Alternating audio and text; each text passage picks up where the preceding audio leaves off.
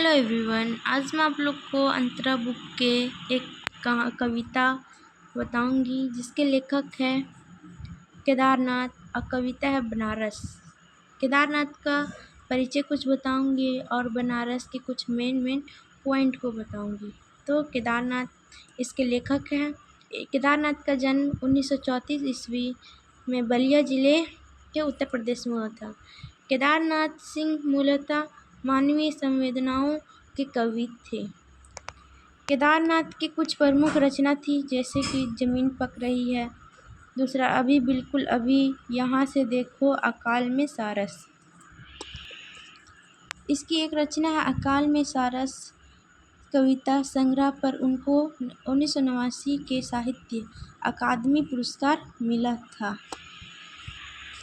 अब बनारस के जो कविता है उसको शॉर्ट फॉर्म में इस प्रकार लिखा गया है।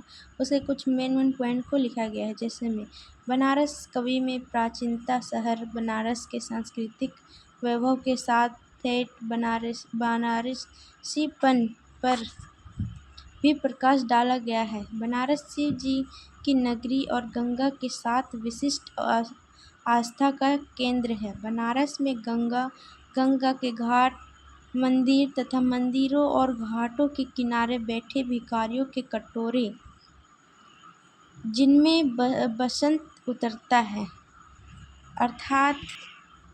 अर्थात श्रद्धालुओं के आगमन से अधिक भीड़ हो जाने पर भिखारियों के खाली कटोरे में सिक्कों की बरसात हो जाती है। भिखारियों के कटोरे सिक्कों से भर जाते हैं। इसका दूसरा पॉइंट है, बनारस को शिव की नगरी एवं 3 लोक में सबसे प्यारा माना जाता है। यहाँ पर बहने वाली गंगा का विशेष महत्व है। गंगा से लोगों की गहरी आस्था जुड़ी हुई है। गंगा के किनारे बने हुए घाट, बने हुए प्राचीन मंदिर आकर्षण का केंद्र है।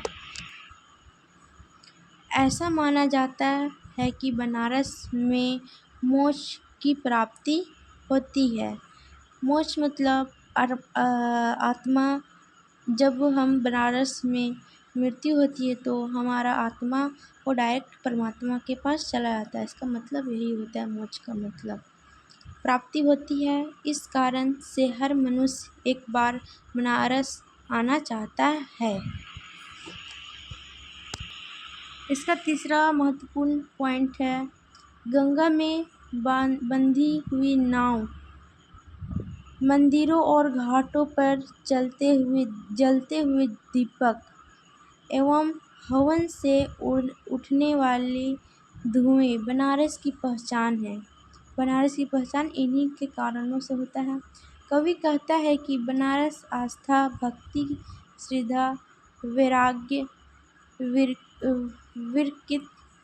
विरक्ति और विश्वास का केंद्र है। यहाँ पर मृत्यु को प्राप्त होने वाले को मोक्ष की प्राप्ति होती है। जो ये बताएं मोक्ष की प्राप्ति कैसे होती है, वही मृत्यु से प्राप्त होती है, उसी को मोक्ष की प्राप्ति होती है।